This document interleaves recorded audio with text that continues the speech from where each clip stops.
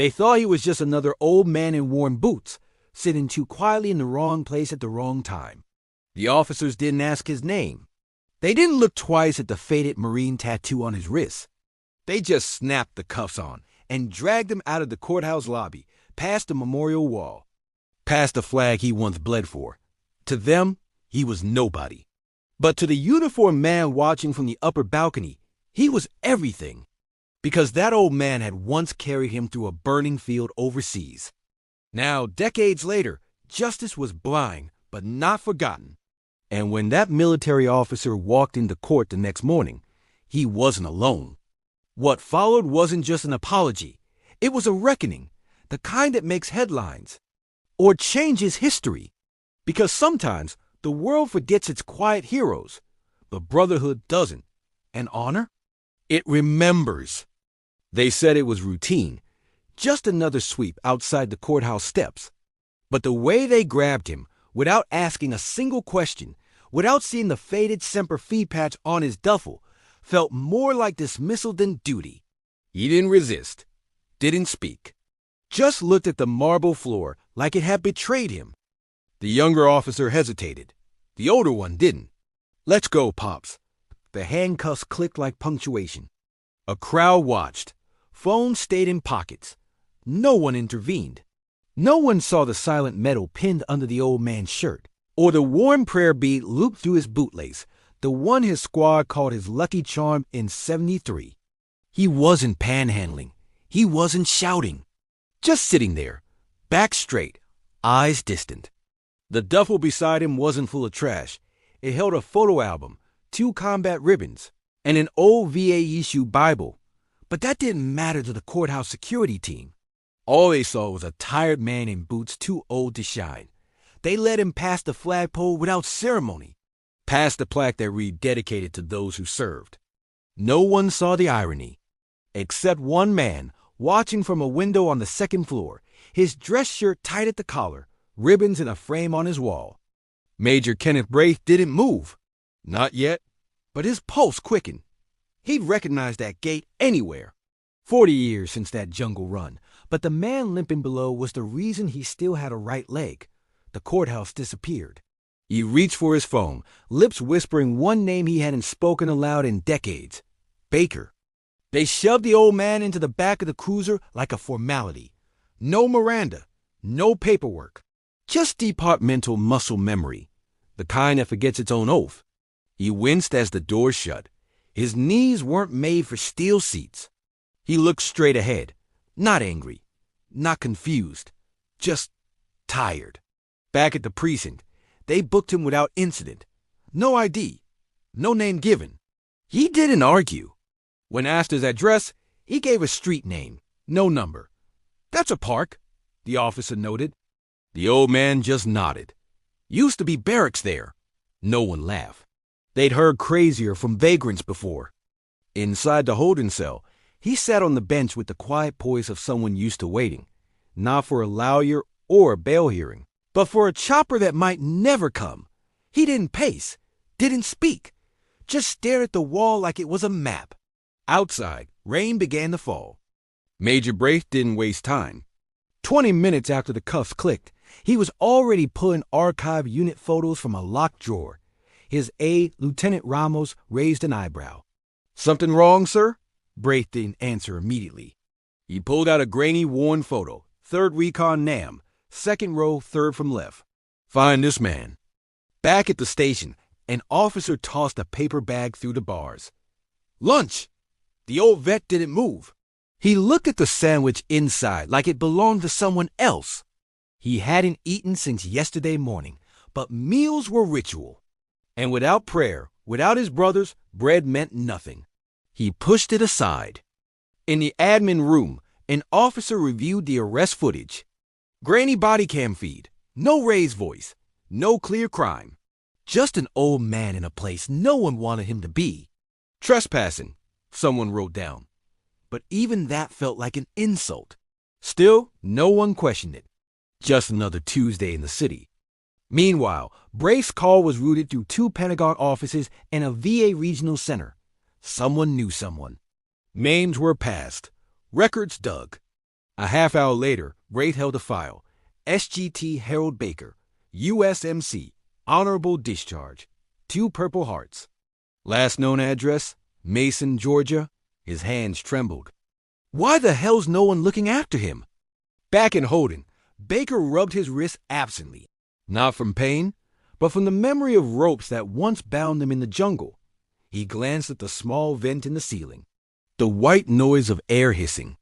It reminded him of a medevac chopper in monsoon season. And for a moment, he smiled. Officer Thomas, the rookie, walked by the cell. He paused. Something about the man's stillness unsettled him. Not in a dangerous way, in a forgotten way. Like the kind of respect you don't realize you're failing to show until it's too late. Hey, you okay in there, sir? Baker blinked. I've been worse. By now, the courthouse lobby was quiet again. Janitors mopped where his boots had left dusty prints. The security desk buzzed about standard protocol. We followed policy, the chief insisted. No ID, no business inside. Trespassers get detained. That's the rule. But rules written in ink often erase stories written in blood. Major Braith arrived at the station unannounced. Full uniform, ribbons gleaming. His boots struck the tile with purpose. The desk officer looked up, startled. Can I help you, sir? Braith didn't wait for permission. Where's the man you arrested from the courthouse steps this morning? The one with the duffel and the limp. They hesitated. Something about Braith's presence wasn't just rank. It was rooted, grounded in memory and debt. The sergeant on duty cleared his throat. Holding cell 3. Name unknown. No ID. Braith's face tightened. His name is Harold Baker. He saved my life in '78. Open the damn door. The keys jingled awkwardly. As the door swung open, Baker didn't look up. Not right away. But the boots, polished, pace, they made a sound he hadn't heard in years. He raised his eyes slowly. Their gazes met. Not as strangers, not as civilians, but as men who'd once faced death side by side. Sir? Braith asked gently. Baker stood, a little slower, a little shorter than the young sergeant who'd once carried him. Ken? His voice cracked. Braith stepped forward, salute not given, but felt. The younger officer at the door saw none of this, just 2 old men locked in some invisible war. Braith turned to the staff. This man's service predates most of your lives. His blood built half the roads you drive on. Silence. I want his charges dropped. I want an apology filed. And I want whoever cucked him to read his file out loud to the precinct. No one argued. Back in the cell, Baker leaned against the wall. Didn't expect a reunion here, he muttered. Braith chuckled. Neither did I. A beat passed. You okay? Baker nodded. Been worse. They sat for a moment, the silence filled with the kind of respect that doesn't need narration. Outside, the sun broke through the clouds. Major Braith didn't leave the station right away. He stood in the hallway, arms crossed, eyes locked on the precinct's mission statement above the front desk. Protect, serve, uphold dignity. He read it twice, then turned toward the booking officer. Which part of that? He asked quietly. Says shackle a veteran without cause. Officer Thomas, the rookie, stepped forward. Sir, I didn't know. Braith held up a hand. Not blame, just context. He pointed to a small ink stamp on the arrest file. This stamp means trespasser. That man out there isn't a trespasser. He's a legacy. You wear a badge. He wore a flag. There's a difference. Baker sat near the exit door now. He hadn't asked to leave. He hadn't spoken much at all. The silence wasn't awkward. It was earned. Like a man who'd learned long ago not to waste words on those who wouldn't listen. When Braith returned, he simply asked, They let me go? Braith nodded. Clear. No record. Baker tilted his head. But still no home, huh? Braith didn't flinch. We'll figure that out. Baker's eyes narrowed. Don't pity me.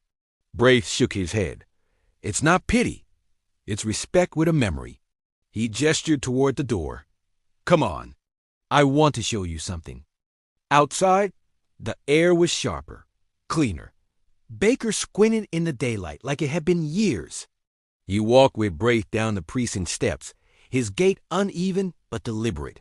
"You remember that op in Fubai?" Braith smiled. "Still got shrapnel in my back to prove it." Baker chuckled, dry and tired. They reached Braith's truck, government issue plain, unadorned. Inside, the radio played old jazz, like a time capsule. Baker didn't comment, just listened.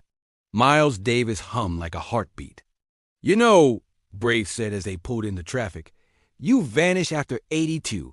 No via contact. No unit reunions. We thought you were dead." Baker shrugged. "Wasn't dead. Just done." He looked out the window. Some of us weren't built for homecomings. Parades felt too loud. Paperwork felt like a joke. And therapy? Talking only works if the person listening understands silence. Braith nodded slowly. "Still, you shouldn't be forgotten." Baker turned. "Then don't forget me." The truck pulled into a small diner lot on the edge of town. No chain signs, no polished menus. Just a flag hanging lopsided and a veteran's welcome sticker faded in the window. "Best coffee this side of Mason," Braith said. Baker smirked. "That's a low bar." They stepped inside. The man behind the counter wore a ball cap that read "P.O.W. Mia, never forgotten." He didn't smile. Just nodded once. "Coffee?" Braith pointed to Baker. "He gets the first pour. No questions asked." The man filled 2 mugs, placed them down. Creams on the counter. Refills free. Baker lifted the cup. He held it for a moment. Not like a man drinking coffee, like a man warming his hands on something ancient. "Been a long time," he said. Braith watched him. "This place honors service." Quietly. "Like you." Baker took a sip. "Then maybe it honors me more than I deserve." A younger man entered, paused, and nodded toward Baker's faded jacket. "You Corps?" Baker nodded. "Recon." The man pointed to his own cap. "Infantry, Iraq, Fallujah."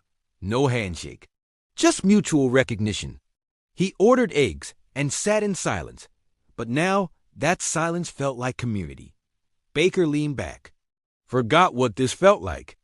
Braith waited until the second cup before speaking again. "You know, there's still a spot open at the Fort Granger Veterans House.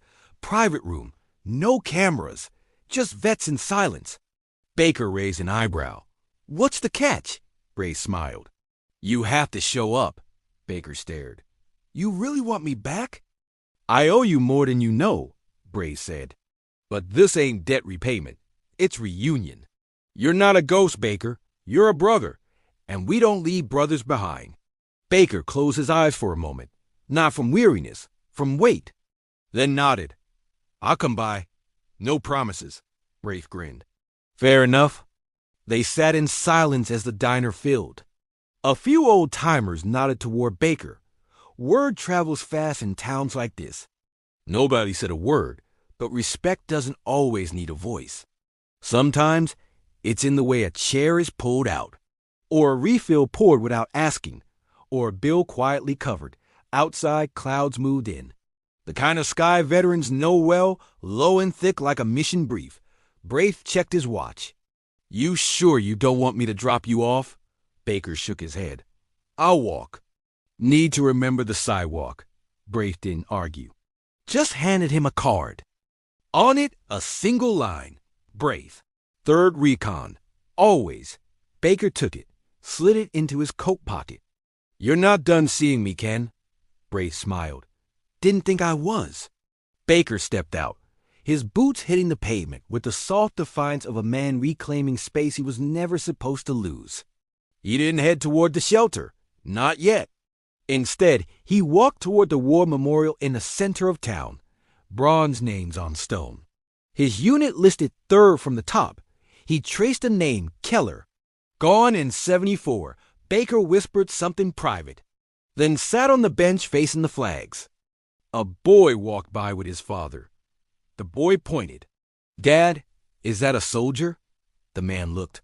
"Used to be," he said. Baker smiled faintly. Still aim, he thought, but didn't say it. The world didn't need reminding. The wind already saluted in small flutters across the American flag above them. At the police station, Officer Thomas sat at his desk, replaying body cam footage from earlier, watching the old man stay calm, watching his own hands fumble the cuffs. He paused the video, stared at the face. "What did I miss?" he whispered. Then stood up, grabbed a notepad, and walked to his sergeant. "I need to file a written apology," he said, voluntarily. The sergeant looked surprised. "To who?" Thomas didn't blink. "To a Marine." The sergeant stared, then nodded. "I'll get you the form." Across town, Baker sat quietly. The wind eased. The rain never came. He stood, one last glance at the names. Then slowly, he began walking, not as a stranger, but as someone returning. Each step forward was a step back into something familiar, something he hadn't believed in for years. Not in uniforms, not in medals, but in people. Men who remembered, who honored, who showed up. And that was enough. General Malcolm Voss sat in his office beneath rows of medals he rarely acknowledged. They looked more like relics than achievements now. His boots were polished, his collar stiff, but his mind was far from the Pentagon. It was locked on a still frame from the morning news. An old man, handcuffed outside a courthouse. He didn't know the veteran's name, but he recognized the posture, that square jaw, the defiant silence. 1,000 names flickered in his head. He tapped his pen against the desk, then turned to the window, watching flags whip in the wind. This wasn't just disgrace. It was déjà vu. A buried chapter clawing back to daylight. Voss called his aide de camp. "Get me everything you can on the arrest in Mason County, now." His voice was measured, but his fists clenched. His staff knew that tone. It was the same one he used before major operations. The kind of focus that didn't break, not for politics, not for noise. Downstairs, a lieutenant reviewed arrest footage on a government feed. No formal charges, no resisting, no ID, no aggression. The report was clean, sterile, and completely wrong. Voss studied it like a crime scene photo. "Zoom in." They did. "That patch," he said. "That's 3rd Recon, Vietnam era. That's not a vagrant. That's a ghost." He stared at the screen, recognizing something he hadn't seen in years. Silence that meant strength, not surrender. "The kind only survivors carry. We've lost the thread," he muttered. "The country doesn't see them anymore." He stood. "Then we remind them." The lieutenant blinked. "Sir?" Voss turned. "I want boots on ground." "My boots." That night, Voss flew out without ceremony. No entourage.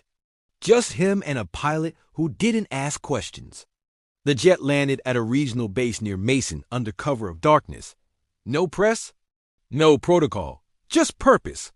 When he stepped onto the tarmac, the night air smelled like memory and reckoning.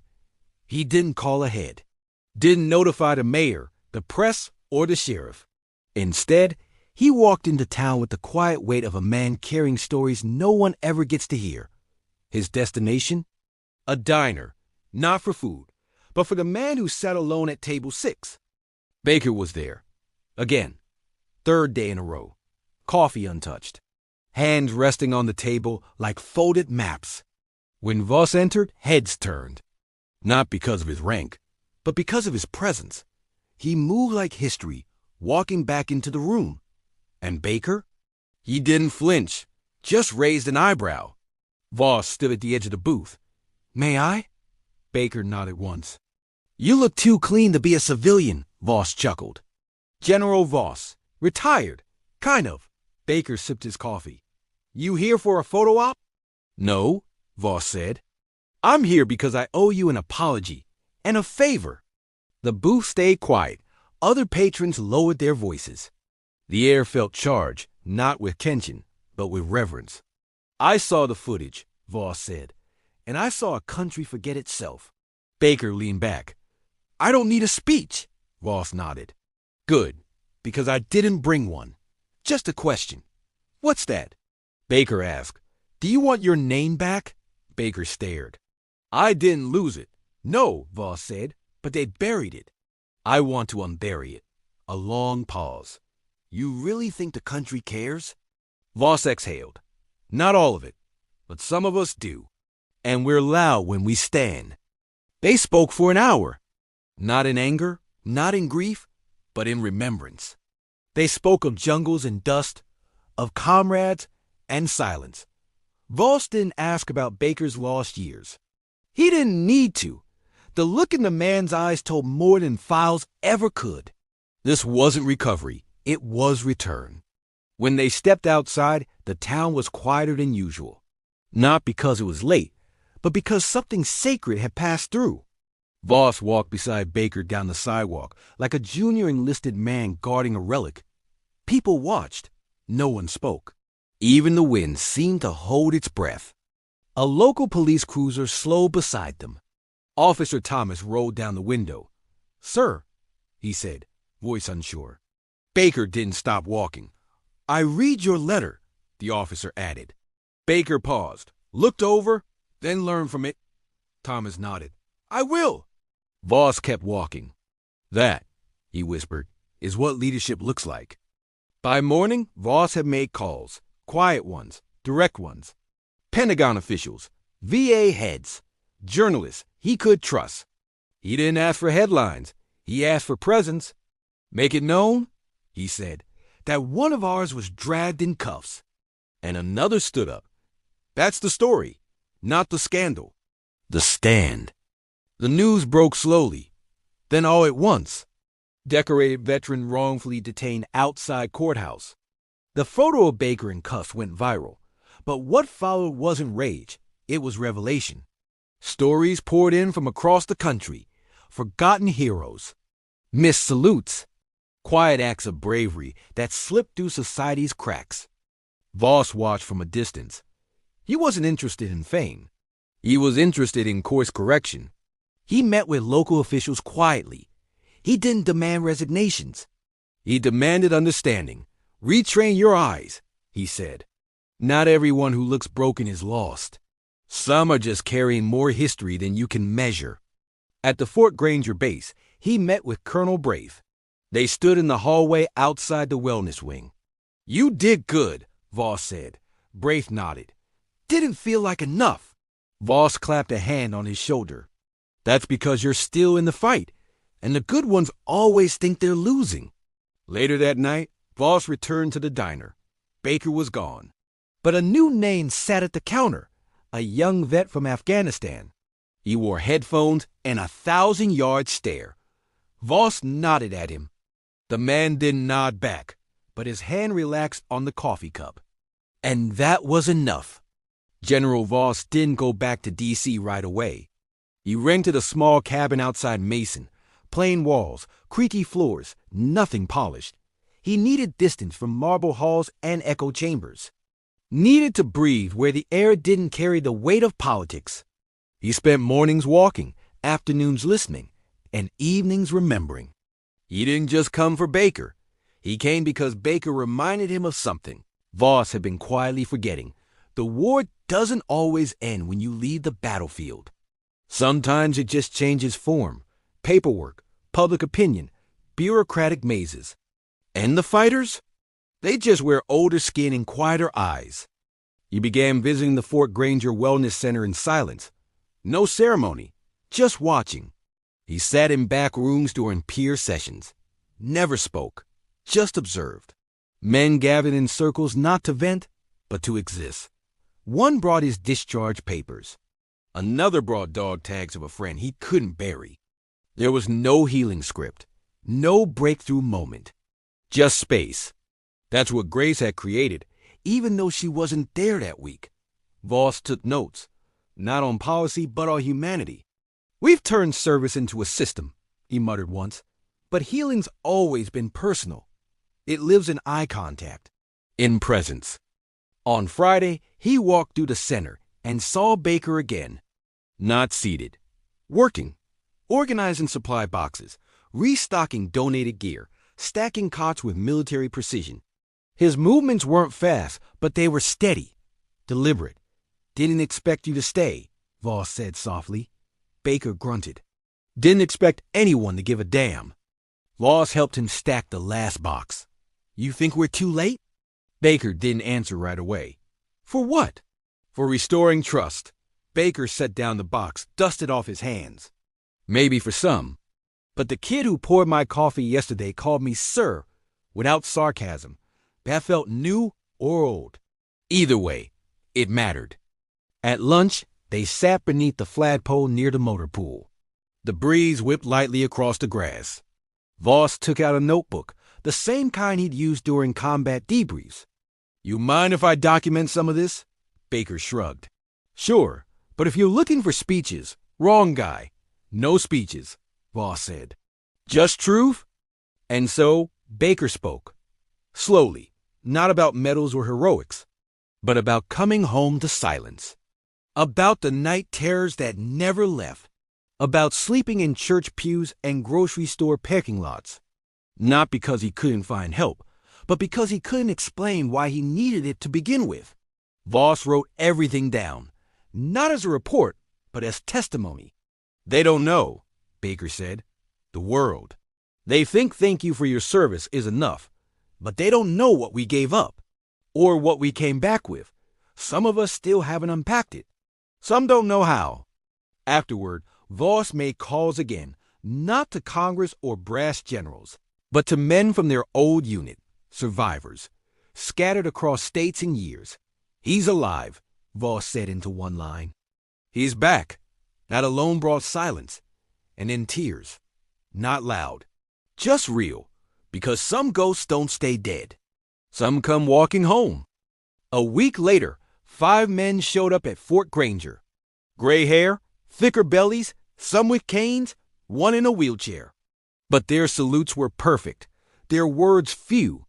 When they saw Baker, they didn't cry. They didn't cheer. They stood at attention, then embraced him like he'd never left. Brotherhood doesn't expire. They sat in the wellness lounge, boots off, coffee in hand. Laughter mixed with silence. A few stories surfaced, mostly ones not fit for broadcast. But inside those walls, history lived. Not in textbooks, in scars. And that night, Fort Granger didn't feel like a base. It felt like home. Word spread. A legacy wall was created, a hallway lined with photos, medals, field notes. But not curated like a museum, more like a living archive.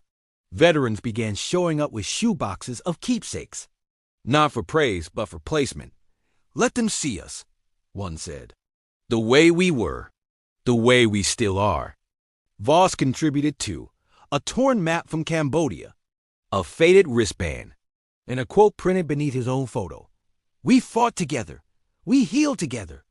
Nothing more. That same day, a local teacher brought a group of students to tour the facility. Middle schoolers, wide-eyed, quiet, watching grown men speak with reverence, not regret. One boy asked Baker, "Were you scared?" Baker looked him in the eye. "Every day. But I wasn't alone. That's what matters." Another student asked Voss, "Did it change you?" Voss smiled sadly. "It still does. Those weren't scripted lines. They were real, raw, and for once, history didn't feel so distant." Later, sitting outside, Voss said, "You know we're going to get pushback. Not everyone likes when soldiers speak plainly." Baker chuckled. "Then let him push. We've been pushed harder." "Why now?" Voss asked. "Why show up again after all this time?" Baker looked out at the horizon. "Because someone finally showed up for me." By the end of the second week, Voss met with local reporters. Not to give a statement, but to offer access. "Tell the story right," he said. "Don't make us saints. Just make us seen." One journalist asked if Baker would give a quote. "He already did," Voss replied. "He walked through the door." One night, Baker found himself staring at a new photo on the legacy wall. It wasn't him. It was a black and white image of 3 soldiers crossing a field, weapons raised. A line beneath it read, "They never stopped walking." Baker traced it with his finger. "Guess that means I shouldn't either." At sunrise, Voss and Baker walked the perimeter trail behind the center. No talk, just steps. When they reached the flagpole again, they paused. Voss turned to him. "Think we've done enough?" Baker looked up. We've done today. That's something. And for men who once measured life in seconds, today was everything. Harold Baker had always hated mirrors. Not for vanity, for memory. The face looking back at him was lined with years, but the eyes, they hadn't changed since '74. Same 1,000-yard stare. Same shadows curled in the corners. In the morning light of Fort Granger's rec room, he shaved slowly, ritual, precision. Each stroke was muscle memory. Not for appearance, for order. His old platoon used to say, a clean shave doesn't mean you're fine. It just means you're trying. And this morning, Baker was trying to rejoin the living, trying to accept the faces that now called him brother again. Down the hallway, Colonel Braith posted new photos to the legacy wall, not printed from the internet, real photos, curled edges, sun-faded corners. Moments captured by field medics, not photographers. A Black Hawk liftoff, a sandbag line after a flood. A quiet fire team sharing Mar-Ease under a shattered moon. Each picture had no caption, no date, just the eyes of men who'd seen too much and said too little. And that was the point. This wasn't history. It was proof that they existed, that they served, that for one sliver of time, they held the line while the world kept spinning. In the center's new operations room, a younger vet named Foster tapped at a laptop. He was building a digital archive, uploading stories, testimonies, field journals. He'd served in Ramadi, Purple Heart, 2 tours. Baker walked in, looked over his shoulder. That all your work? Foster nodded, trying to preserve what never made headlines. Baker leaned against the wall. Some stories weren't made for cameras. Foster smiled. Yeah, but if we don't tell him, someone else will. And they'll screw it up. They laughed. A rare sound. Not because they lacked humor, because they'd spent years learning how to laugh without letting anything slip through. That day, Baker gave Foster a worn notebook. Leather-bound, cracked spine, pages frayed with age. Wrote it in Nam, he said. Didn't think I'd ever hand it over. Figured it'd die with me. Foster opened it carefully. Inside were names, sketches, Morse code notations, and one line written over and over. Don't let them disappear. In the mess hall, the aroma of chili and cornbread filled the air. Baker sat with 3 others, men he hadn't seen in decades. One wore a patch over his eye. Another walked with a prosthetic. The third had a laugh like gravel in a barrel. Didn't think we'd make it this far, one said. Baker nodded. We didn't. They raised plastic cups of lukewarm coffee like they were crystal glasses to the ones who didn't. And for a moment, the room wasn't a center. It was a field tent in Da Nang, a foxhole in Kandahar, a mess line in Fallujah. Geography changed. Brotherhood didn't. After lunch, Voss held an impromptu session in the circle room. No chairs. Just mats. Men sat in whatever position they could. One even lay flat, back aching. No judgments. Today's prompt, Voss said, is one word, silence. The room stayed still. A few scoffed. One man cried. Baker just stared ahead. Then he spoke. Not loud, not poetic, just steady. Silence isn't emptiness. It's what you carry when there's no one left to share it with. The room didn't applaud. They didn't need to. Each man just nodded, as if something in his gut had been named finally by someone who'd survived it too. That night, alone in the barrack-style dorm, Baker unpacked the last item from his duffel. A photo of his unit, taken the night before deployment. Faces young and hopeful. Only 3 still alive. He'd placed it on the shelf above his cot, beside his boots. Not as a memory, as a formation. In his dreams, the jungle came back. Heat, noise, the sting of sweat in the eyes. But this time, something was different. He wasn't running alone. The others were there. Keller, Santos, Ruiz. And they weren't screaming. They were walking, silent, steady, toward a horizon Baker had never reached in real life. He woke just before dawn, sweat-soaked but calm. That dream hadn't ended in gunfire. For the first time in years, he hadn't startled awake. He sat up slowly, rubbed his knees, and whispered to the dark, "You boys waited long enough." Outside, the wind shifted, like boots stepping across the grass. At morning muster, Braith read a new entry aloud. A letter from a father whose son had joined the Marines after seeing Baker's story online. He said he didn't believe in much, Braith read, until he saw someone stand tall in cuffs. Said if that's what it means to be a Marine, he wants in. Baker looked down. The others clapped him on the back. "Hero stuff," one joked. Baker snorted. "Nah, just didn't want to sit quiet while dignity got trampled," Voss chimed in. "And that's what makes it heroic," but Baker waved it off. "Hero's a word for the dead. I'm just stubborn."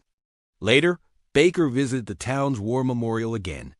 This time, not to mourn, but to leave something behind.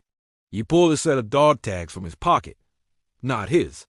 Ruse's, lost in the ambush. Recovered later. He never made it home, Baker told the stone. But maybe now, part of him can. He hung the tags on the metal railing. Let them clink in the breeze like wind chimes. They didn't shine. They didn't need to. They sounded like memory, like echo, like service that never stopped. As he turned to leave, he didn't look back. Some farewells are felt, not seen. That evening, the center hosted something new story night. No scripts. No mic. Just a bonfire in the back courtyard and a stack of folding chairs. Men drifted in slowly, coffee in hand, eyes unsure. No one was forced to speak. Most didn't. They just came to listen, to remember, to breathe. Baker stood at the edge of the firelight, hands in pockets. He wasn't sure why he came. Maybe it was the quiet. Maybe it was the pull of shared gravity, the kind only war-weary men feel. He found an empty chair, sat down, looked at the flames, didn't say a word. The first story came from a young guy, still had boots from basic, told a short one. About a kid in his squad who couldn't sleep unless his rack was north-facing. Said it was superstition. Until one night the mortar came from the west. The kid lived. Nobody teased him again. The men chuckled. Then it was silent again. Voss shared next, not a battle tale, but one from home. About the day he forgot his daughter's birthday while in deployment. About the guilt that hung heavier than his vest. "You can win battles," he said, "and still lose moments." The circle nodded. Then, after a long pause, Baker stood. Not because he wanted to speak, but because no one else did. He looked at the flames, then the faces. "I had a friend," he began. "Ruiz, smartest guy I knew, always carried a little book of poems. Kept it in his chest pocket. We teased him," Baker continued. "Called him Shakespeare with a bayonet. He didn't mind. Said words were weapons too, if you knew how to use them." The men leaned in. Baker looked down. "When he got hit, I reached for the wound. Found the book first. The bullet stopped on page 12. No one breathed. We read that poem together in the mud," he said. "I don't remember the title. Just the line he underlined." Baker cleared his throat. "The bravest men are often quiet. Not because they lack words, but because they carry too many." The fire cracked. A tear rolled. No one dared speak. Baker sat back down. No nods. No applause. Just presence. The kind of silence that honors, that holds, that remembers. One by one, others spoke. Short stories, long memories, not all clean. Some messy. One man admitted he never cried at his brother's funeral. Another confessed he slept better in tents than in beds. By midnight, the fire was embers. But the space still pulsed with something sacred. Voss looked around. "We need to do this again." Baker nodded. "Not just here. Everywhere." The idea sparked something bigger. A traveling story night, base to base. Shelter to shelter. A campaign not of banners, but of belonging. Foster volunteered to coordinate. "I can film clips." Nothing flashy. Just real faces. Real voices. Voss approved. Baker added, "Make sure no one's edited. Raw or nothing." That week, they recorded the first session. Baker declined to be on camera. This isn't about me, but he helped shape every frame. The first video went live on a private channel for veterans. Within 48 hours, it spread beyond. Thousands of comments, hundreds of shared stories, a movement ignited. Echoes of service, they called it, not for attention, but to let every forgotten warrior know your story still matters, even if you never tell it. By Friday, the VA called. Asked if the center would host a regional gathering. Voss said yes, but Baker had conditions. No suits, no speeches, just folding chairs and truth. The V rep laughed, then paused. You're serious? Baker nodded.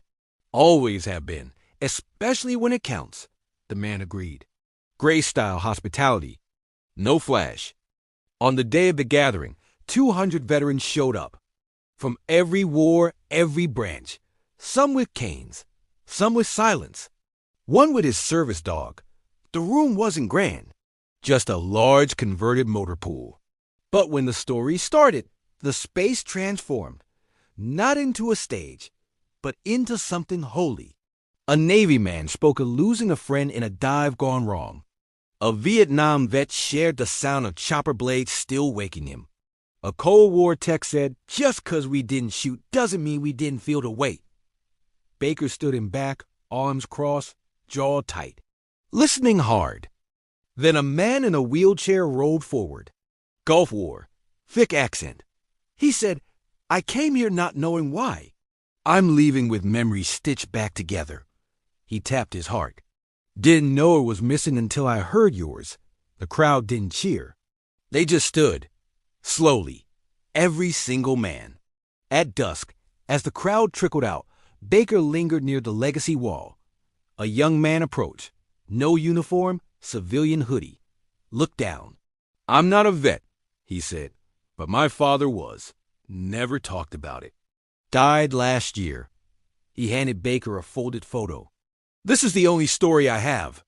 Baker took the photo, looked at the face, faint resemblance. The man nodded. He'd have liked this place. Baker tapped the wall. Then let's make space for him. And just like that, the legacy wall expanded.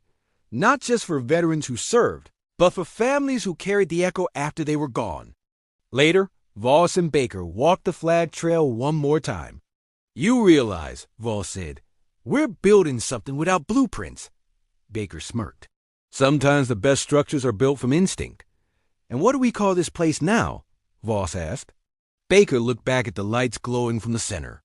We call it home. The courthouse in Mason hadn't changed much in 50 years. Same creaky floorboards, same sun-faded flags. But on Monday morning, something shifted. The front doors opened not to lawyers or clerks, but to boots. Not sneakers, not loafers. Combat boots, polished but scarred. And above them, the sharply pressed uniform of Colonel Richard Gaines. He didn't speak as he entered, didn't nod at the guard. His mere presence was louder than any declaration. The bailiff paused mid-step. The judge looked up. Phones didn't come out. Respect held them back. The gallery went still. You could hear the clock tick. Then the colonel walked toward the front bench. The courtroom wasn't full, but it felt crowded with tension, with memory, with the ghost of every man who'd ever been dragged out unfairly and too quietly.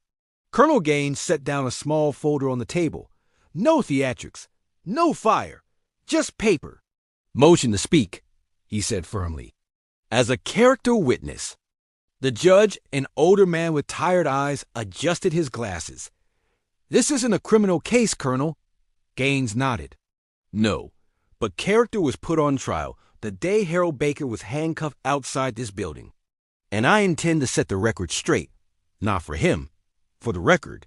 That mattered. The prosecutor objected. There's no defendant here. Gaines turned. Then let's call this a deposition for the court of public conscience, the gallery murmured. The judge sighed, then nodded. You have 5 minutes, Colonel. Gaines took a breath. I only need 4. Then he turned to face the room. Face the country. He began with facts. Sergeant Harold Baker, United States Marine Corps, 3rd Recon Battalion, 2 tours, multiple citations. Purple Heart, honorably discharged, 40 years of silence. Not because he failed, because we did.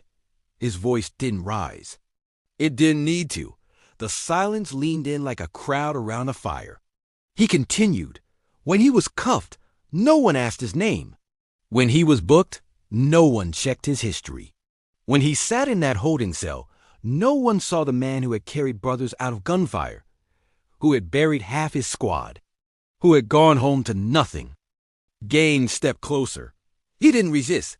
He didn't rage. He just endured, like veterans have always done. And if that's not worthy of public correction, then we've lost our compass. He looked at the judge. Your Honor, I'm not asking for reversal. I'm asking for recognition. Put in the transcript, permanently. The judge looked down, then nodded once. It'll be noted. Gaines saluted. Not for the judge, for Baker, watching quietly from the back row. He hadn't wanted to come, but Voss made him. Just watch, Voss had said. You've carried enough weight. Let someone else do the lifting today. As Gaines returned to his seat, another man stood up. Officer Thomas. The same one who cuffed Baker weeks before. He held a folded sheet of paper, hand shaking slightly. Request to enter a statement, he said. The judge nodded again. Thomas walked forward, stopped at center. His badge caught the light. He unfolded the paper. Read slowly. On the morning of June 5th, I failed to do my duty with dignity. I saw a tired man. Not a Marine. I followed a rule book instead of my gut. And in doing so, I disrespected a brother I never knew I had. He swallowed hard. I'm not here to justify it, he continued. I'm here to say I was wrong, and I want the record to show that. Then, without prompting, he turned toward Baker and gave a full salute. The courtroom, still silent, stood to its feet, not in protest, not in applause, just in respect. Outside, the press waited. Word had gotten out. Cameras buzzed, but Baker walked straight past him, head down, boots steady. He wasn't there for headlines. He was there for closure. Voss caught up beside him. You okay? Baker shrugged. Didn't hate it? Voss smirked. For you, that's a full endorsement. Back at Fort Granger, the footage aired live on the Rec Room TV. Veterans watched from folding chairs. One cried. Another whispered, about damn time. The younger ones asked questions. He really served in 3rd Recon? He really saved 6 men? Why did no one know his name before now? Silence answered. Later, Baker sat alone in the courtyard. Not because he needed space, because he needed stillness. Sometimes justice isn't loud. Sometimes it lands like a leaf on a river, soft but certain.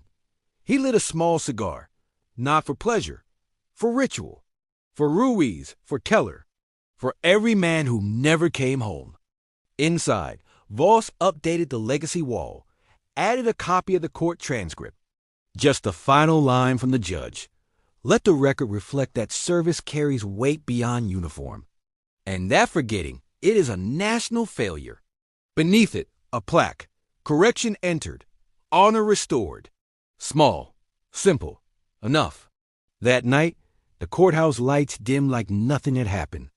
But in every corner of Fort Granger's Wellness Center, something had shifted. Veterans walked differently. Staff spoke softer. Even the air carried less weight.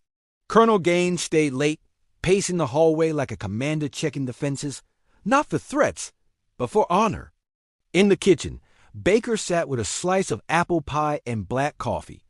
No sugar, no cream, just bitter and hot. Across from him sat Brave, arms crossed, not speaking. The silence between them wasn't awkward. It was old. Like an unfinished conversation from years ago that had finally found its moment. Brave broke first. I read the transcript 3 times. Baker didn't look up. What for? To believe it really happened. Brave's voice cracked. They actually listened. Baker stabbed the pie with a plastic fork. Yeah, he muttered. Still feels strange hearing my name spoken without suspicion. Brave nodded slowly. That'll pass? Eventually. Outside, someone had lit the fire pit. Two younger vets sat near it, watching shadows dance. One strummed the guitar. Not well, just honestly. The chords were raw, the rhythm off, but the feeling? Spot on. Baker stood at the window for a long time. "That used to be us," he whispered. Voss entered with a fresh file under his arm. "You've got a visitor tomorrow," he said. Baker raised an eyebrow. "VAR press." "Neither," Voss replied.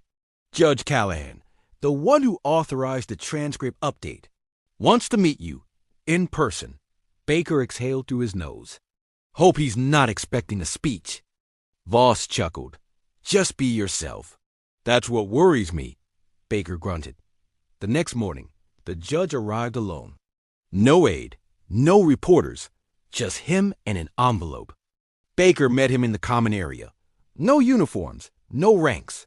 Just two old men who understood regret. "Mind if I sit?" the judge asked. Baker gestured. "Seat's warm." The judge handed him the envelope. Inside, a handwritten note for the one we overlooked. Baker read it once, then again. "You came all this way for this?" "I came to see your face when you read it," the judge said. "I needed to know if it was enough." Baker didn't smile, but he didn't scowl either. "You're late," he said, "but not too late." The judge looked down. "There's a lot of you, men like you. Too many of your names never even reached a clipboard." Baker nodded. "That's why we built the wall, so no one gets erased again." They spoke for 20 minutes. Nothing dramatic. No courtroom tension. Just honesty passed back and forth like contraband. When the judge left, he paused at the legacy wall, removed his cap, and placed a silver pin on the frame. No explanation. Just action. Baker saw it, said nothing, but logged the moment deep.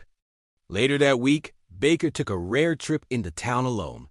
No escort, no ride, just boots and direction.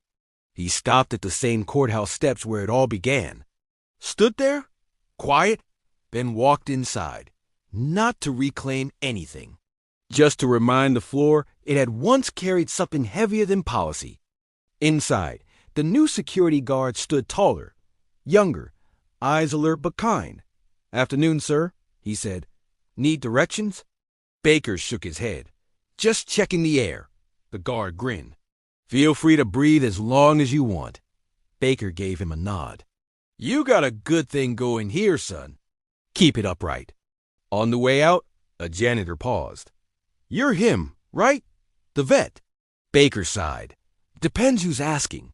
"My granddad served in Korea," the janitor said. "Said the hardest part wasn't war. It was coming home." Baker nodded.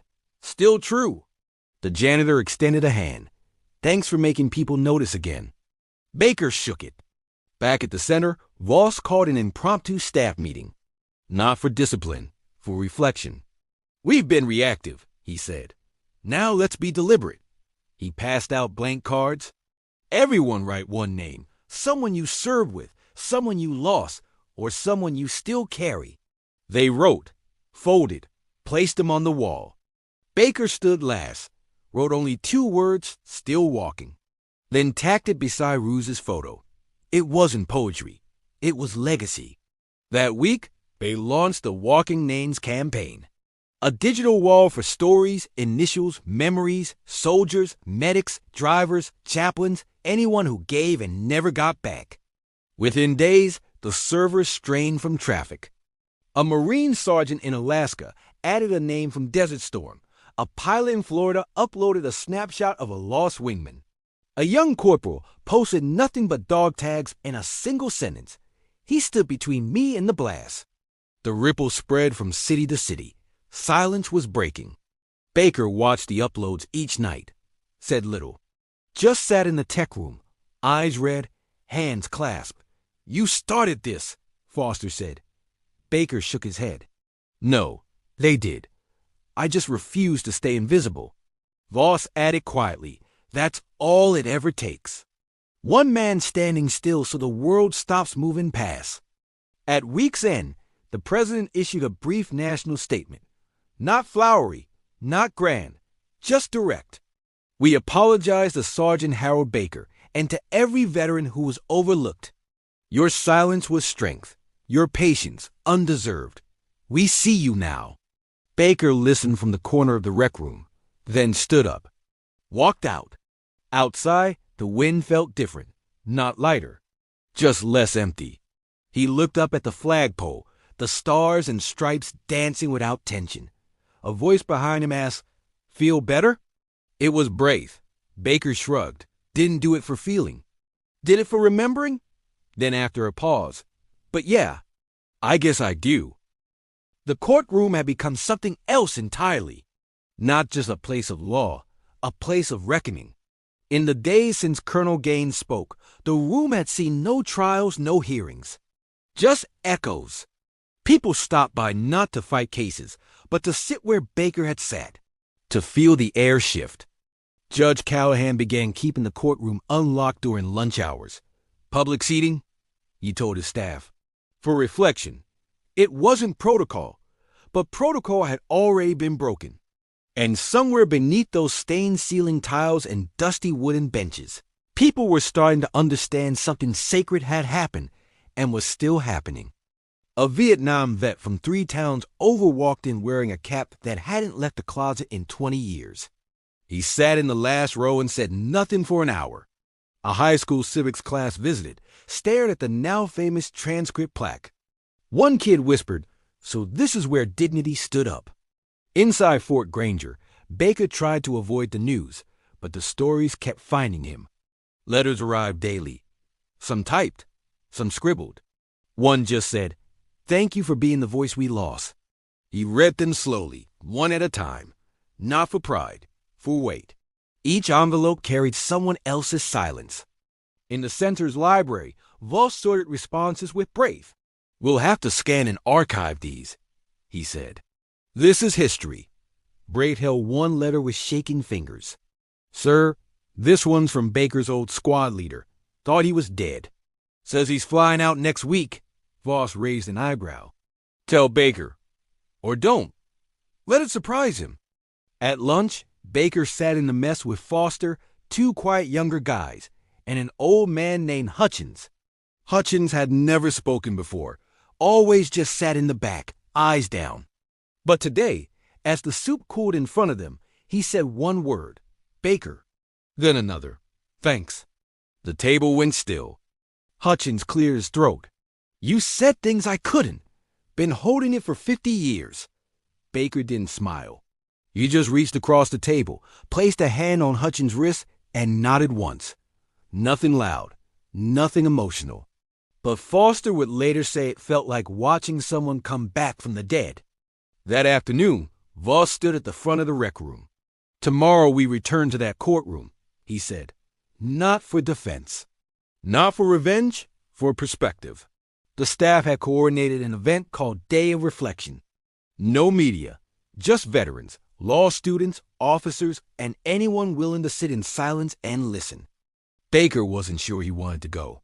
He'd already been in those walls once, but something tugged at him. Not duty, gravity. "You showing up?" he asked Voss. "Every step," the general replied. Baker sighed. "Then I guess I will too." The next morning, they dressed without flash. Just jackets and old boots. They arrived in silence. Dozens of veterans filed in. No one took photos. No one live-streamed. The bailiff opened the doors like a cathedral. Inside, the courtroom had been rearranged. No judge's bench, just a podium. And behind it, a single folded flag resting on an empty chair. The seat where Baker once sat. One by one, the men took seats. Not in formation. Not by rank. Just wherever they landed. The air was so quiet you could hear pens click, coats shift, a man clear his throat 20 feet away. Then Voss stepped forward. "This is not a ceremony. It's a confession, one our country owes itself." He gestured toward the flag. "That's not just cloth. That's witness." Then he stepped aside. A police captain spoke next. "We thought policy was protection. Turns out it can be a shield from truth." A retired prosecutor followed. We forgot context. We saw a man without a home, not a man with a history. After 10 speakers, the room fell still again. Then Braith looked at Baker. A silent signal. Baker stood. Not fast. Not slow. Just steady. Walked to the podium. Looked around. No notes. No plan. I came back here, he said, not to be seen. But so no one else like me goes unseen again. He pointed to the empty chair. That seat doesn't just belong to me. It belongs to every man who's ever been mistaken for a burden instead of a builder. The room didn't move. I didn't come to relive shame. I came to reclaim space. And I'm not the only one. He looked across the gallery. We've got veterans sleeping in cars, dying in waiting rooms, getting cuffed instead of counseled. That's not justice. That's erosion. His voice didn't shake. If I had screamed that day, would it have mattered? Or would I just be another aggressive vagrant in a police report? He stepped back. So I stayed quiet, but now I've spoken. And I hope you remember this silence, because it wasn't empty. It was earned. No one applauded. They just stood. Every last man. Every student. Every officer. As if the room itself had learned how to stand at attention. Outside the courthouse, the wind picked up like it had something to say. Baker stepped out first, eyes narrowed against the breeze. He wasn't thinking about headlines or speeches. He was thinking about Keller Ruiz, the ones who never made it to old age, who never got to walk into court with their heads high. Voss joined him on the steps. You said it all, he murmured. Baker nodded. I wasn't trying to impress anyone, Voss smiled. That's why it landed. Behind him, the veterans filed out. No talking, just boots on stone. Sounded like discipline, like memory, like the kind of silence only soldiers truly understand. The younger officers watching from the sidewalk didn't speak. They just stood a little straighter. One removed his cap. Another reached up and touched the flag patch on his uniform like remembering it had meaning again. Respect didn't need to be shouted that day. It moved person to person, without noise. Back at Fort Granger, the fire pit was lit before sunset. Chairs circled, coffee brewed. Someone pulled out an old harmonica. No tune, just notes floating like smoke. Baker took his usual seat, this time not on the edge. He sat center, no cigar, just presence. His way of saying, I'm still here. Across the courtyard, Foster worked late in the archive room. The new submission forms overflowed with entries. Handwritten notes, email printouts, even crayon drawings from grandchildren. One read, My papa never talked, but he smiled when I showed him your story. Foster paused. Read it again. Whispered, That's why we keep going. Colonel Braith entered the command room with a proposal. We turned the courthouse moment into curriculum. Voss raised an eyebrow. Explain? Braith laid out the plan. Operation Silence Herd. A training module for new officers. One video. One transcript, one story. Baker's. We don't preach, Braith said. We show. Let them feel it. The plan was approved. Quietly, efficiently. Just like the movement it honored. Within weeks, academies across 5 states requested the footage. Some used it in ethics classes. Others in trauma response modules. One instructor wrote, We've taught laws for years. Now we're teaching listening. Baker was told. He didn't say much. Just nodded. Later that week, the Wellness Center received a visit from a Gold Star father. No cameras, no speech. Just a quiet knock and a folded flag in his hands. My son didn't make it home, he said. But he watched your courtroom clip before his last deployment. Said he finally felt understood. He placed the flag on the shelf under the legacy wall. No plaque. No name. Just the weight of a life cut short. Baker stood beside him.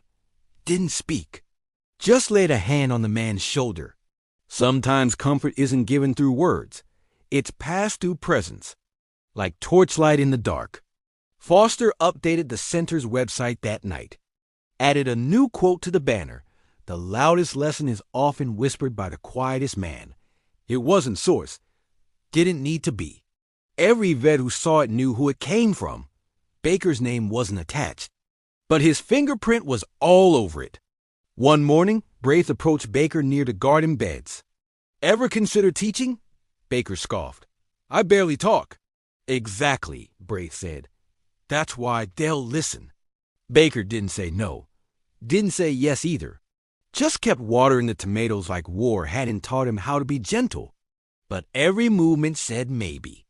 Word of Baker's story reached a group of retired federal judges. They extended an invite to speak at their symposium. Baker declined. Not a podium guy. Instead, he sent a letter. 2 paragraphs, all caps, no fluff. Just this line in the middle. A courtroom's job isn't to be loud. It's to be right. The letter was read aloud. The judges stood in silence. A few removed their robes. One quietly placed Baker's quote on a wall above the exit doors. "Justice doesn't need volume. It needs vision." That photo circulated quietly across law schools. Unattributed, but fully felt. Baker never even saw it. He didn't need to. Back at the center, a new arrival checked in. Tall, late 20s, fresh out of discharge. Said only 6 words. Saw the court clip. Drove here. Baker watched him from the hallway. The kid's hand shook. His mouth twitched like he was biting back more than he could explain. Baker walked over. "Hungry?" They sat in the kitchen. No introductions. No bios. Just soup and silence. The kid finally whispered. Thought no one gave a damn anymore. Baker nodded. "Some don't." Then gestured around the room. "But this place does." The kid swallowed. "You're him, right?" Baker shrugged. "Depends who you ask." They both smiled. That night, Story Circle ran late. A few new guys spoke. One read a poem. One broke down halfway through a sentence. Another just cried for 5 straight minutes. No one judged. They just held the space. Baker passed him a paper towel. "You're not broken," he said. "You're just leaking." By the fire, Voss sat back and whispered to Braith, "Do you realize what's happening here?" Braith nodded. "Yeah, we're rewiring silence into strength." Baker didn't hear that line, but he lived it. Every step he took now wasn't heavy. It was deliberate. He wasn't carrying pain anymore. He was carrying proof. The next morning, the sender received a box. Inside, a folded American flag and a note. "From the courtroom to the fire pit, thank you. No sender. No return address." Just that. The flag was placed in the main hall beside the legacy wall. Not behind glass. Open. Touchable. Real. Like Baker's story. That evening, Baker stood before it. Alone. He reached up and adjusted the fold ever so slightly. Then saluted. Not because anyone was watching, but because some honors must be returned in full, even if they're late, even if they come wrapped in silence. Especially then. The media had stayed quiet at first. A few clips. Some soft coverage. But when the courtroom transcript was posted on the VA's main page, the tide shifted. Suddenly Baker wasn't just a name, he was a symbol. And symbols get twisted, repackaged, debated, and sometimes put on trial without ever being in the room. A national columnist called him the quiet Marine who roared without raising his voice. Another labeled him a political pawn. Neither had spoken to him. Baker read both headlines and said nothing. Voss threw the paper in the trash. "That's the problem with symbols," he muttered. "Everyone wants to wear one. Nobody wants to carry it." Fort Granger's phone lines lit up. News anchors wanted interviews. Podcasts sent requests. A publisher even offered Baker a book deal. He declined them all. "I'm not a brand," he told Braith. "I'm a man who got cuffed, then stood up. That's it." Braith nodded. "That's why they want you." One network host ran a full segment questioning the arrest. But instead of focusing on the system, they focused on Baker's background. Where has he been all these years? Why now? As if silence was suspicious. As if a man who didn't want a microphone should somehow be distrusted for finally speaking. Foster noticed the comments first. On the YouTube video of Baker's testimony, trolls appear. Bet this guy was just a drunk bum who got lucky. Fake vet. They always show up when cameras roll. The staff flagged what they could. But Baker read them anyway, not with anger. With that same familiar quiet. That night, he sat on the back bench by the flagpole. Bray found him there. You see the posts? Baker nodded. Let him talk? You're not mad? I've been gouted before, Baker said. By enemies, by allies. The only difference now is they're wearing neckties instead of rifles. He chuckled. Doesn't change my boots. Inside, Voss gathered the core team. We need to decide, do we defend or do we ignore? Braith offered. Neither. We respond once, calm, clear. Then we move forward. Voss agreed. Fine, but it comes from Baker. Baker, when told, simply said, I'll write something, but I won't feed wolves. I'll feed those who listen.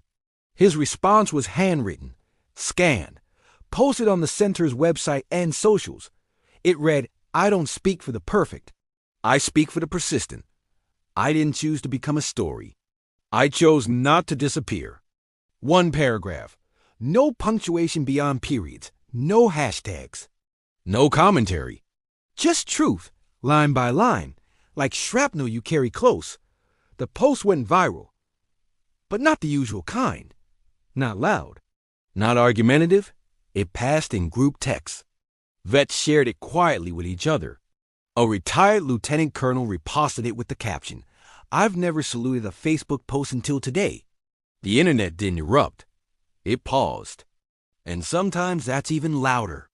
A week later, a senator made a public statement in session. The story of Sergeant Harold Baker is not just about one man. It's about the accountability we owe those we forget. Let's stop forgetting. The room didn't cheer. But the C-SPAN clip hit every inbox across military advocacy groups within the hour. Still, not everyone was inspired. A local paper ran an op-ed accusing Fort Granger of manufacturing martyrdom. Called the Legacy Wall a nostalgia museum. Side Baker's story was a fluke caught on camera. Voss read it once.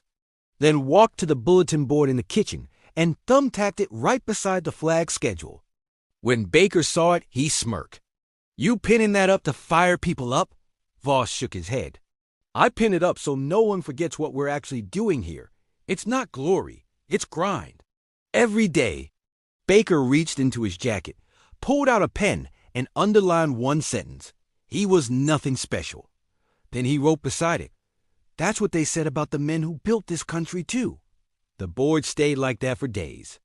No one removed the article. No one covered the handwriting. It became part of the daily rhythm. The reminder that service doesn't seek applause. It seeks purpose. That weekend, the Echoes of Service digital campaign reached 1 million shares. Not flashy, just steady. One comment said, My uncle hasn't left his apartment in 3 years.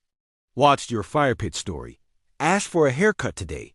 Another read, I'm active duty. Was losing faith. This reminded me why I signed up. Foster brought those comments to the group circle. Read them slowly. Each one landed like a pin drop. Baker didn't say much. But afterward, he walked over, patted Foster's shoulder, and said, Keep reading them. People need to know they're being heard. That was the motto now. Not just seen, heard. Outside, clouds rolled in. A slow rain began. Voss stepped onto the porch, arms folded. You still think this is just a ripple? He asked Braith. Braith looked out at the center glowing in the dusk. No, it's a current now. And they're either going to swim with it or get washed off the shore. The morning the plaque was installed, the fog rolled over Fort Granger like a shroud. Voss stood beside the new steel frame, running his fingers over the inscription. For the ones we never buried, for the silence we still carry. No ceremony, no speech. Just 2 men reading names out loud that had never been spoken here before. They started with Corporal James L. Ford missing since 1971, Laos. Then Private Edward Trellis declared dead in 1945, but never found. Then 17 others. No bodies. Just boots left behind, letters returned unopened, mothers who stopped setting extra plates at dinner. Braith read each name slowly, like pressing fingerprints in the history cement before it dried forever. Foster documented everything: audio, photos, GPS coordinates. So they'll exist in 3 places now, he said. History, memory, and here. Baker stood silently through the list, his hat held low. When it ended, he whispered, "Now they've got a home." That was the moment Names Without Graves became more than a chapter. It became a mission. A new room was built beside the archive, the quiet gallery. Each wall carried the story of a name, not big biographies, just snapshots. The way one man folded his shirts, the way another used to whistle while marching, their habits, their humor. They're human pieces. Graveyards miss this, Baker said. But brothers remember. Soon, families sent in relics, canteens, watches, one old compass from Guadalcanal. Another, a handwritten field journal wrapped in plastic. "We never had a burial," one letter read. "But if you can show who he was, it'll be like carving his name into something that won't fade." Foster nodded. "That's exactly what we're doing." Each relic was displayed next to a light sensor. When someone approached, the light above turned warm, like sunrise. No flashing buttons, no music, just soft presence. Visitors said it felt like the men were still nearby. "This isn't a museum," Braith clarified.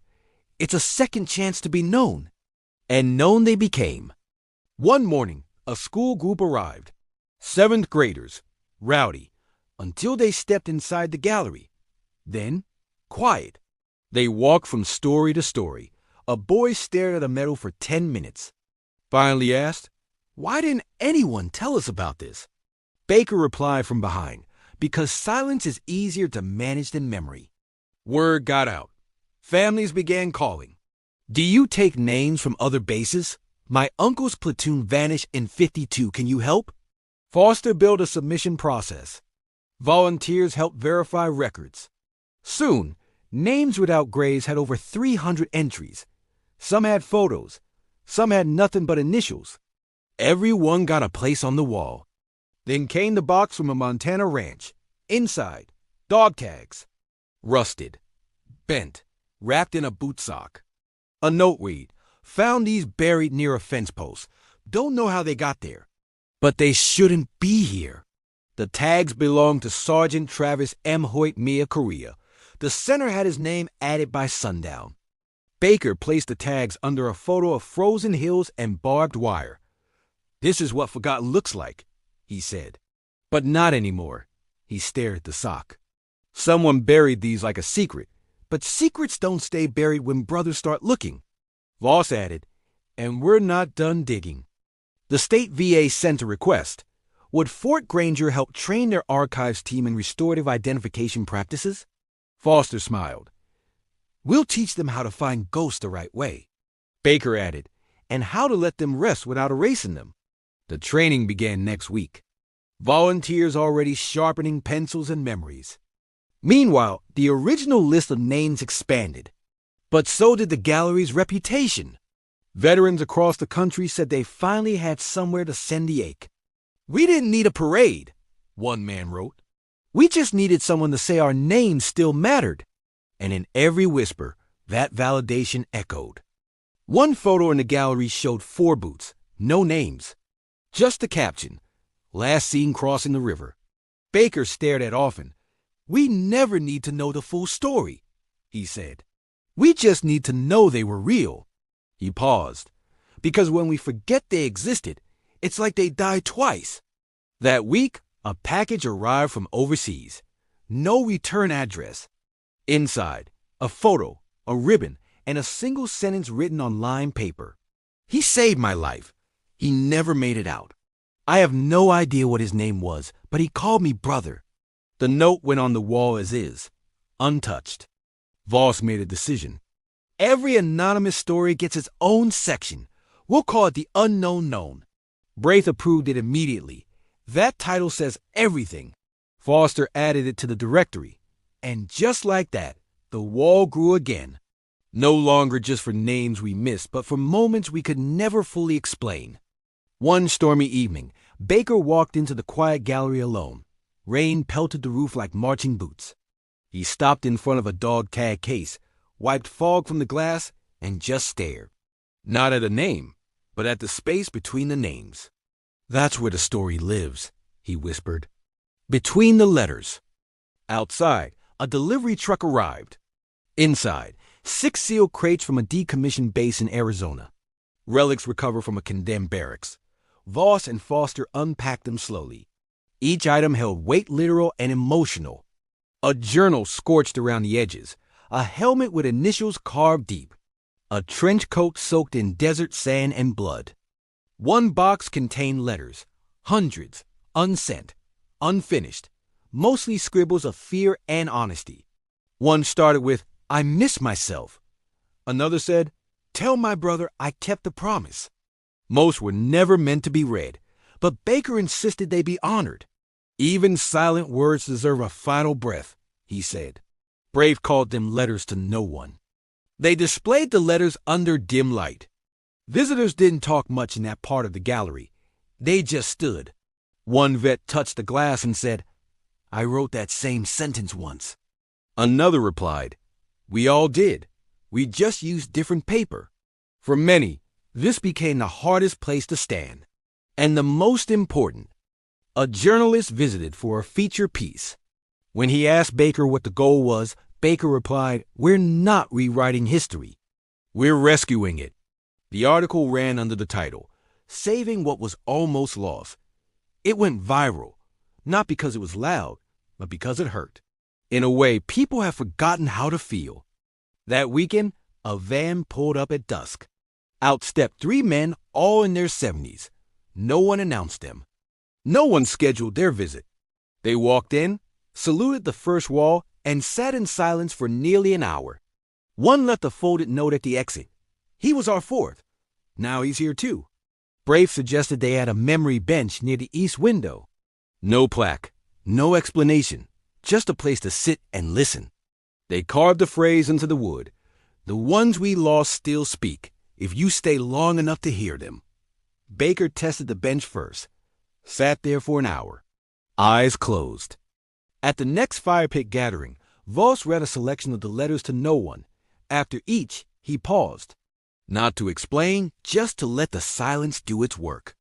One line brought tears. "I died long before my war ended." Another brought nods.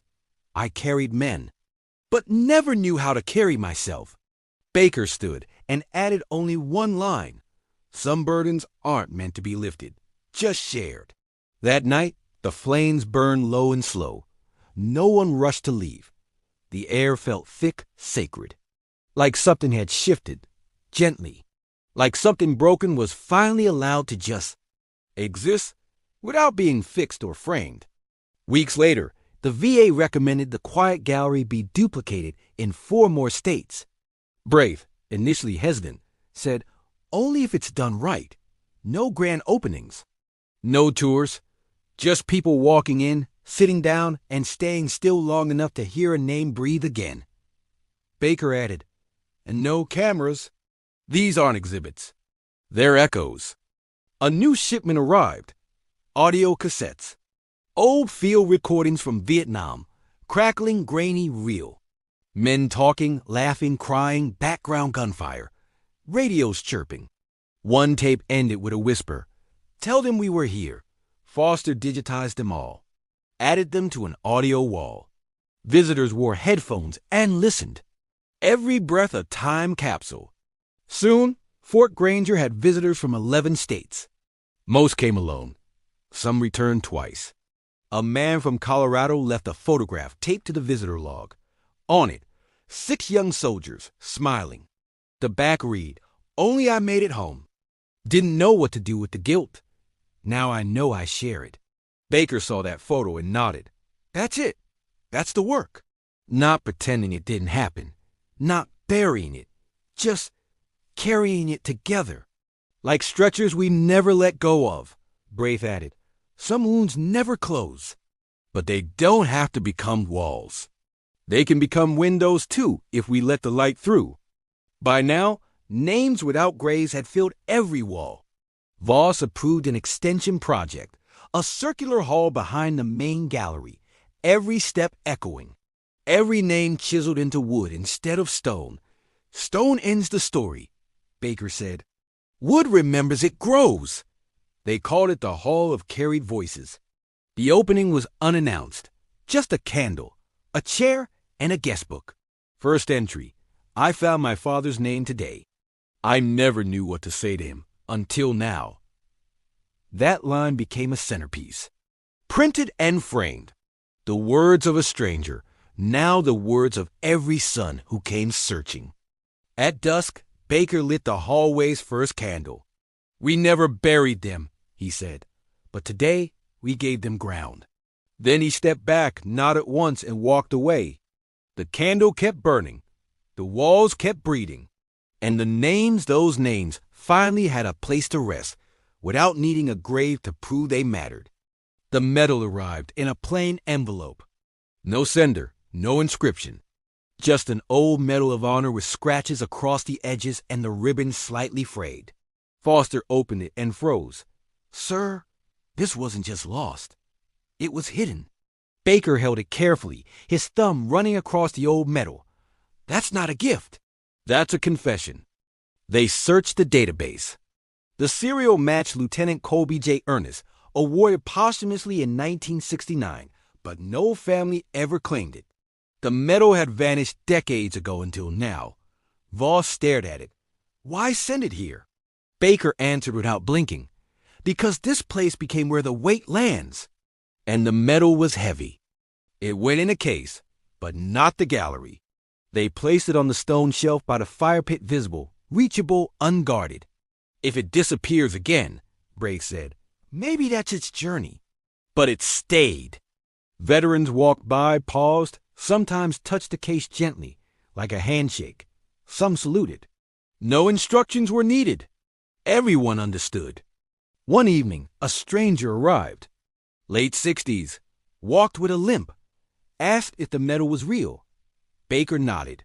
The man said, it belonged to my commanding officer. We never got to bury him. Never got to talk about what happened. He sat down by the fire pit, tears trailing silently down a weathered cheek. His name was Monroe, a retired mechanic. Hadn't spoken about the war in 40 years. That night he did. For 3 hours straight. No interruptions. Just the fire, the metal, and old echoes. He saved me. Everyone ran. He stood. They gave him that thing, but I buried the memory. Guess it came back on its own. Monroe returned the next day, and the next. Never asked for counseling. Never filled out paperwork. Just sat with the medal. Baker said, sometimes healing looks like a man showing up without needing to be fixed. Monroe later donated a field photo of Ernest. This belongs beside the medal, he whispered. He finally has company. That triggered more. Stories emerged of medals lost, stashed, denied. A bronze star found in a pawn shop. A silver star hidden in an attic box. Why hide them? A volunteer asked. Baker said, because medals are loud. But sometimes the memory they carry is too heavy to hear. So they built the quiet case. It wasn't about decoration. It was about weight. Inside, medals with footnotes. Notes of regret. Survival. Silence. One medal came wrapped in a belt. Another in a pocket Bible. Each had a tag, not with the name of who received it, but with a phrase they'd whispered afterward. One tag read, not worth the blood. Visitors wept more in that section than any other, because the medals didn't shout. They whispered. They admitted. They trembled. Bray said, most places display these to honor victories. We display them to understand costs. Foster added, it's like hearing the truth in a language nobody taught us, but we always knew. Word spread. Soldiers began mailing in medals. Sometimes anonymously, sometimes with stories. One medal arrived covered in desert dust. No note. but the ribbon had initials sewn into the back. JR's staff posted it with a question card. Asterisk. Do you know him?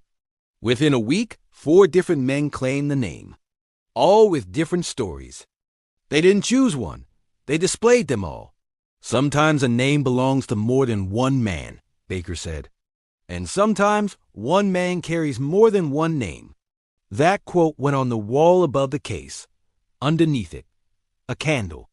Always lit, always flickering. A flame you couldn't pin down. One rainy Thursday, Monroe arrived carrying a small wooden box. He placed it gently beside the quiet case. I kept this for 60 years, he said. Didn't even tell my kids it existed. Inside was a purple heart, cracked, faded, the inscription nearly worn off. Wasn't sure I deserved it, he added. Baker just nodded. They mounted it on the wall.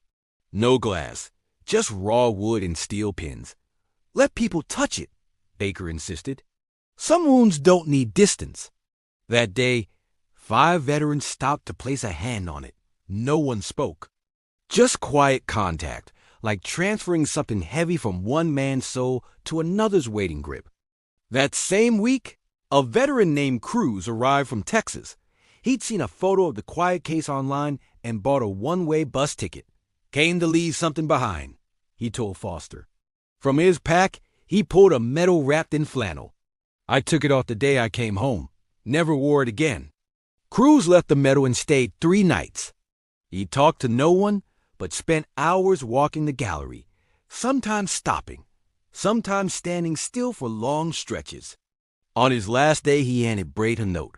Don't chase ghosts. Invite them to sit down. They usually just want to be heard. That quote went up next. Above it, a new photo of Cruz's boots resting beside the case. Empty, poised like he just stepped out. Foster titled the image, Where We Leave the Weight. It caught fire online, shared by veterans, therapists, even politicians. This isn't therapy, Baker said. It's translation. Taking memory out of the minefield. The attention brought new offers, TV interviews, podcasts, publishers. Voss declined most. This place isn't a brand, he said. It's a brotherhood. But one interview aired. A late-night segment, small audience. Still, the message landed. Afterward, 20 medals arrived in 5 days.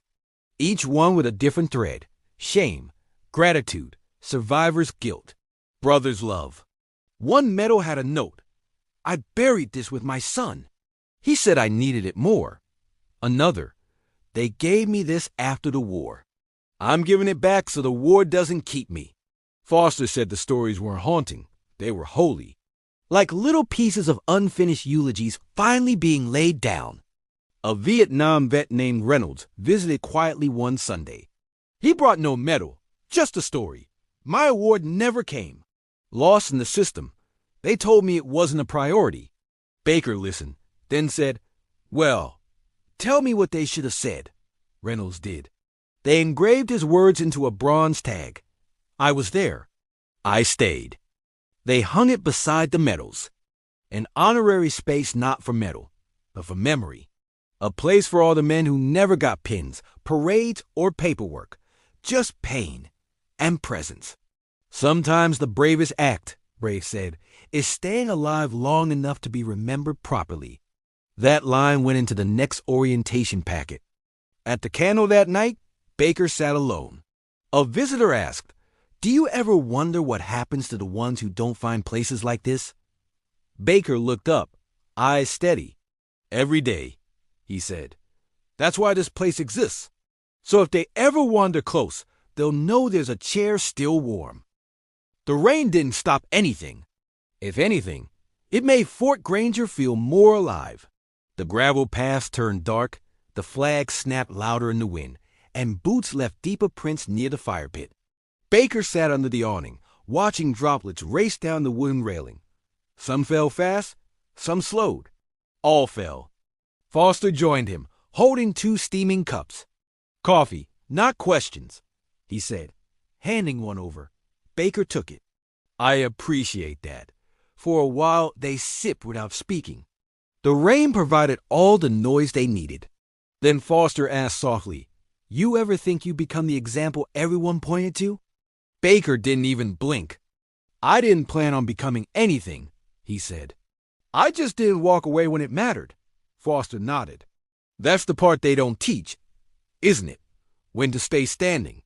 Baker cracked a small smile. "They teach tactics, not timing." "Some things you learn from scars?" He tapped his chest. "Some deeper than others." Inside, Brafe finalized the next campaign phase. Operation Quiet Valor. It would spotlight veterans who never had courtrooms or cameras, just moments. Moments of restraint. Moments of honor. Moments missed. The idea wasn't Baker. It was the blueprint Baker had given them. "We don't raise one man. We raise all who've carried silently," Braith explained. Baker read the draft. Only made one change. Under the campaign logo, he scribbled, "Silence is not the absence of strength. It's the proof of it." No one questioned the edit. It fit. Voss read it aloud to the staff, then added, "This isn't PR. It's preservation." And that's exactly how they treated it. Meanwhile, national discourse intensified. The country had entered another election cycle, and some candidates started referencing the veteran who spoke softly and carried truth. Baker's name became a line in speeches, a prop in ads, a hashtag. He didn't flinch. "Let him talk," he said. "Just don't let them rewrite the facts." Voss, however, got proactive. He reached out to a military historian. "We need documentation, not just video. Not just stories, verified records, full timelines, cross-reference." The historian Dr. Joel Ramirez agreed. "You're talking about a living archive." "No," Voss said. "We're talking about national memory. We lose that. We lose the soul of this place." Dr. Ramirez visited Fort Granger the following week. Interviewed everyone, even the janitor. You watched hours of fire pit footage, walked the halls, touched every name on the legacy wall.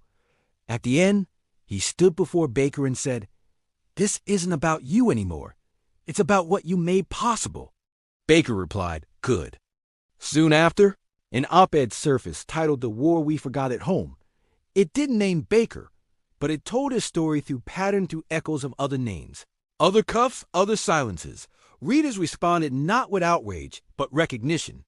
One comment read, "My father came home from war, but he never returned."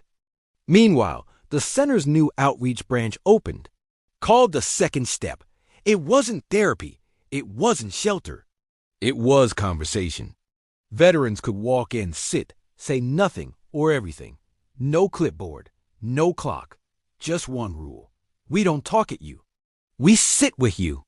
The waiting list filled in 2 days. Baker visited on opening day. He didn't cut a ribbon. Didn't make a speech. Just walked in, nodded at a younger vet, sat beside him, and waited.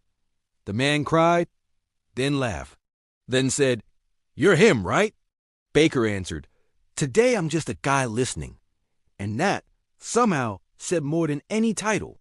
Later, a former officer donated an antique wooden chair to the Second Step, etched on the backrest, for the ones who waited too long to be seen. Beneath it, a brass plaque. "Sit, stay, speak only when ready." The chair was placed by the window. Baker tried it once. "Sturdy," he said. Braith proposed one last idea, a courtroom reenactment. Not dramatized, just read aloud. The transcript, word for word. As living testimony, a reminder, a warning, a tribute. Baker paused. "If we do this, we do it at night. No cameras, just witnesses." Voss agreed. "Then we'll call it the Midnight Hearing." The event drew 50. No press. Just shadows and warmth from standing lamps.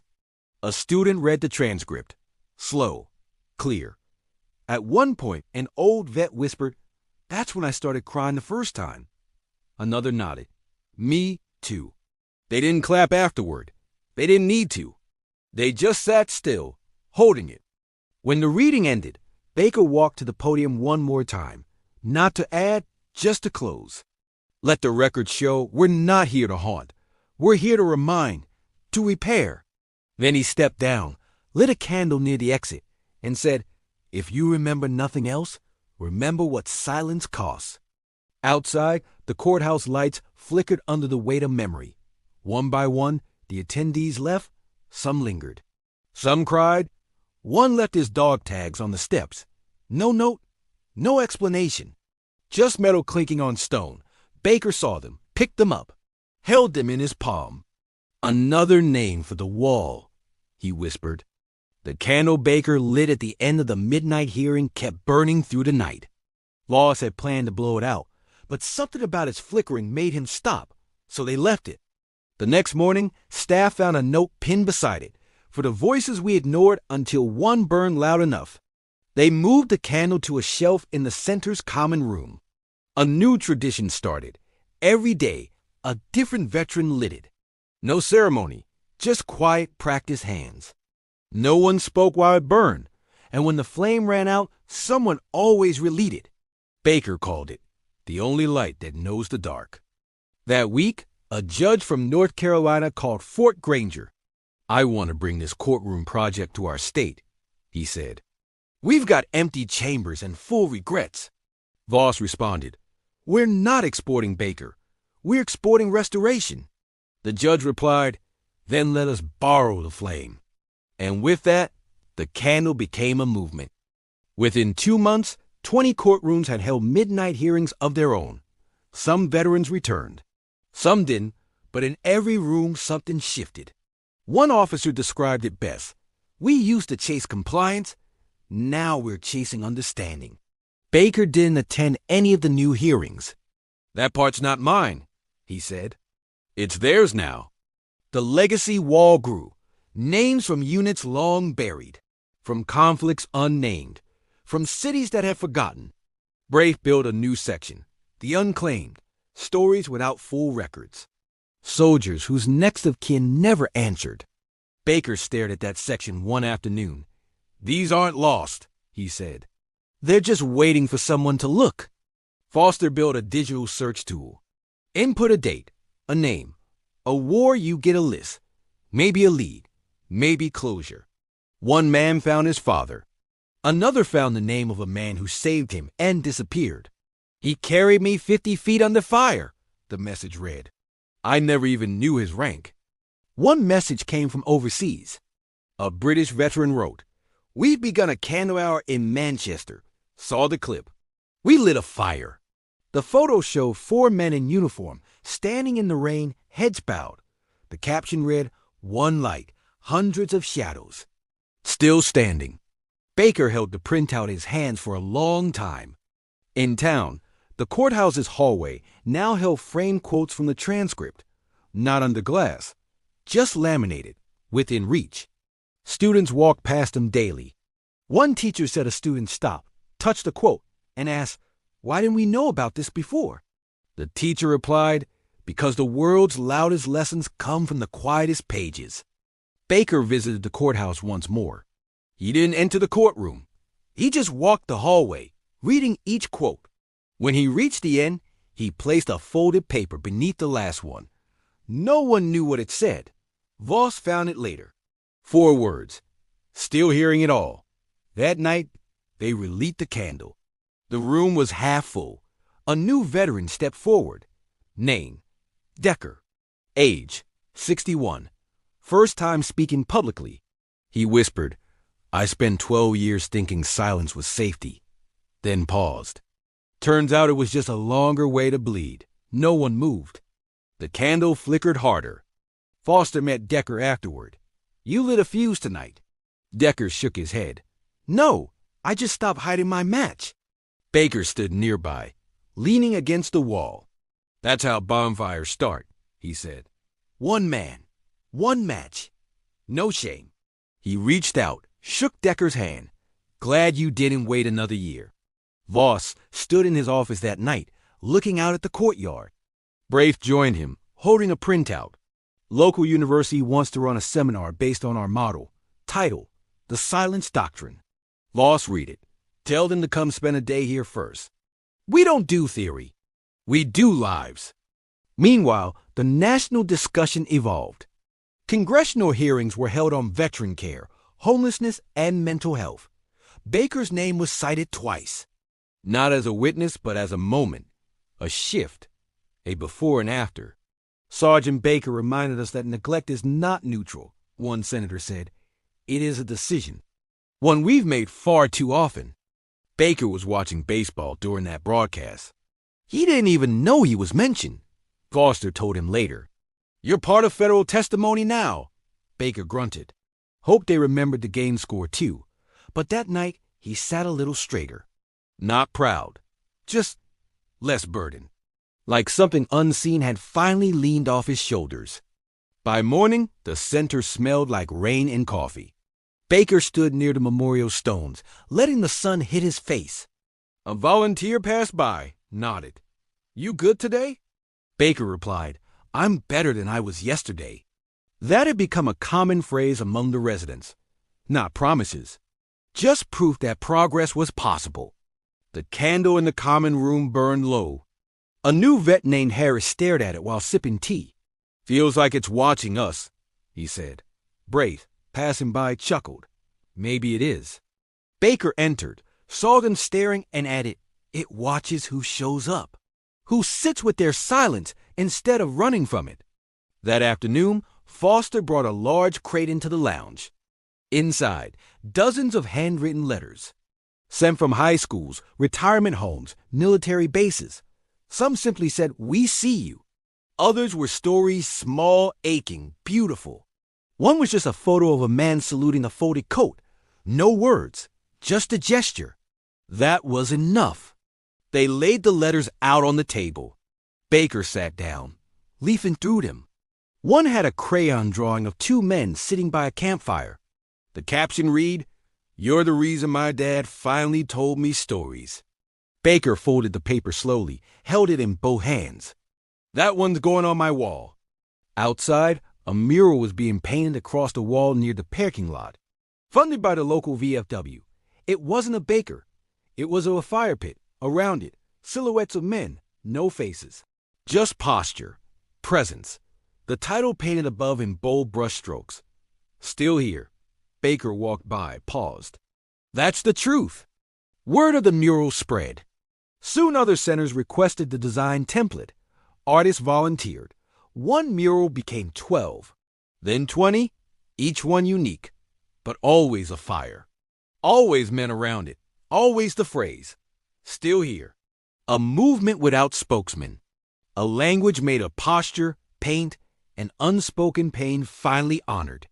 At Fort Granger's next town hall, a young volunteer asked Baker, What would you say to your younger self if you had 1 minute? Baker didn't answer right away. Then he said, Hold the line. The silence won't last forever. And when it breaks, let it break you open, not apart. The room went quiet. Foster turned that quote into a poster, hung it outside the archive room, printed it on the back of new welcome folders. Soon it was engraved onto coins, pins, even the inside of locker doors. This ain't just words, Voss said. It's armor. Some guys need it in places you can't see. Then came a call from Arlington. A memorial committee requested Baker's presence at a dedication ceremony for unnamed veterans. Baker declined. Let someone else take that seat. But he sent something instead, a box of soil from the Fort Granger garden. With it, a note, from the ground where silence bloomed. The soil was sprinkled beneath the memorial stone. No fanfare. But months later, a gardener reported unexpected growth. Wild poppies. No one had planted them. No seeds recorded. But they grew anyway. And someone placed a small wooden sign beside them. Some things don't need to be planted to bloom. Just remembered. At Fort Granger, the candle kept burning. The logbook nearby filled with names and moments. One entry. Lit this for the brother I never knew. Another. For the time I almost gave up. Baker flipped through those pages like scripture. Each scribble another verse in a growing gospel of resilience. Braith proposed a final idea in annual gathering. Not public. Just the veterans. A night of firelight, reflection, and shared breath. We'll call it the Long Watch, he said. Because that's what this is, isn't it? Baker agreed. Every man here has been standing guard over something, even if it was just himself. The first long watch was held under moonlight, no agenda. Just presence. They read names.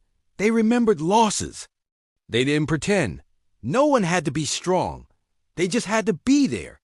When Baker's name was read, he stood, nodded once, and said, "I'm not done yet." No one clapped. They simply understood. At the fire, Voss raised a tin cup. To the ones who stayed silent too long and still stayed. They drank without cheering. Just sipped. The flames crackled. A harmonica played something raw and unfinished. And above them, stars blinked like old souls nodding in approval. The world had finally paused to listen. The next morning, Baker returned to the candle. He sat beside it longer than usual. Didn't light it. Just sat. When Foster asked why, he said, "Some days you sit with the silence instead of lighting it. Reminds you it's still there, not threatening. Just waiting." Foster wrote that one down too. That night, Baker took a walk alone through the quiet court building. No cameras. No notes. Just the echo of boots on stone. He stepped into the courtroom, sat in the gallery this time, watched the empty podium, folded hands in his lap, whispered, "I remember," then stood, and slowly walked back out. The morning started with flags at half-staff, not by order, just instinct. Word had spread through Fort Granger quietly Sergeant Baker had passed in his sleep, peaceful, no drama. Just a final exhale. Voss found him in the chair near the candle. Still seated, still steady, like a man who finished his watch and nodded goodbye. They didn't call the papers, didn't alert the news. Just sent one internal message. The lightkeeper has gone home. Foster placed a folded note on Baker's chair. Rest isn't weakness. It's arrival. Braith lit the candle and added one final line to the logbook. He was heard. That entry stayed unedited. Voss convened a staff meeting. No speeches, no tears. Just a moment of breath. Then he said, "We don't build a statue. We keep building chairs." Everyone agreed. That afternoon, 23 new chairs were placed throughout the center. None had plaques. None were reserved, but everyone knew each one carried a piece of him. Outside, Monroe stood at the fire pit, holding Baker's old cap. "He carried us through storms we didn't even name," he said. A young volunteer replied, "Then let's name them now." So they did. Each man came forward and named the silence Baker helped him face. They called it the Thunder Roll. It lasted 2 hours. The local pastor offered a memorial service. Voss declined. "This place is the service." Instead, they held the final salute a single night under the stars. No flowers, no sermons. Just a campfire and the men he left behind. Crews placed Baker's boots near the fire. He always said we were to wait until we don't. That night, no one spoke Baker's full name. They called him Sarge, brother, guide. One man whispered, "He taught me how to lose without disappearing." Another added, "He showed me how to remember without breaking." They passed the candle hand to hand. When it returned to the center, the flame was somehow brighter. The next morning, the chair Baker died in was placed at the front of the quiet gallery. On it, a folded note. "Still on duty." Veterans lined up silently, each pausing, nodding. Some saluted. Others sat briefly, honoring the posture Baker held to the end. Braith said, "That chair's not empty. It's occupied by legacy." 1 week later, a boy arrived with his grandfather. The old man had served with Baker. "He told me to bring this." From a worn envelope, he pulled a photo of 2 young soldiers, arms over each other's shoulders. On the back, "One taught me to fight. One taught me to live. Both saved me." The boy asked where Baker was now. Voss knelt, pointing to the chair. "See that? That's where he listens now." The boy nodded, then whispered something to the empty seat. No one heard what he said, but his grandfather's hand trembled just once, then stilled. The candle flickered in time with his breath. That month, a new section opened in the gallery, the Lightkeeper's Archive. Not about Baker's deeds, but his echoes, quotes, stories, scribbled notes he left in margins. Foster added his favorite. Healing isn't loud. It's the soft clink of chains dropping quietly. Beneath it, a single shoe print, bronze, leading nowhere and everywhere. Weeks passed. The candle still burned. The chair remained untouched. Visitors began writing messages on folded cards, slipping them beneath the seat. Notes of grief, thanks, and transformation. One read, "You gave silence a second language." Another, "My brother never talked until he met you." The stack grew until it needed a drawer of its own. Braith created a new volunteer ritual. At the end of every shift, staff would pause by the chair, place a hand on the wood, and whisper one thing they learned that day. No one enforced it, but everyone did it. Even the rookies feel it, Voss said. You walk past that chair, something inside straightens. One morning, a retired colonel arrived unannounced. He walked the halls slowly, pausing at every name. When he reached the candle, he stood in silence for 10 minutes, then simply said, "Permission to rest, Sergeant." Then he saluted and turned away, his eyes rimmed red. That became a new phrase passed quietly between veterans. Permission to rest. It became the final blessing. Not offered to the dead, but to the living who finally let go of carrying alone. This place doesn't bury trauma, Foster said. It gives it a place to breathe. Every firelit night, every gallery walk, every whispered memory, it all became part of Baker's permanent presence. That year, the quiet gallery was replicated in 5 more states, always under different names, never franchises. Just extensions of one heartbeat, a network of safe silences. It's not expansion, Braith clarified. It's multiplication of peace.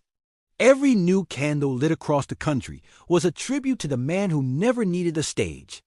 They mailed out welcome packages with one line stitched inside. You're not alone. You're just early. It became the unofficial slogan, tattooed on arms, engraved in coins. Printed on dog tags passed hand to hand like sacred relics. It's not just a saying, Ross said. It's a direction. You're early to the place you always needed. A final mural went up on the back wall of Fort Granger. Unlike the others, this one had a face. Baker's not young or polished, but exactly as he looked on his last day. Beside it, a fire, a chair, and the words, "He didn't rescue us. He reminded us how to return." On the anniversary of his passing, they held the long watch again. No speeches, no uniforms, just presence. A candle was passed from man to man, each adding a word to the flame. Honor, rest, wait, brotherhood, return, stillness. When it reached Voss, he said only one thing.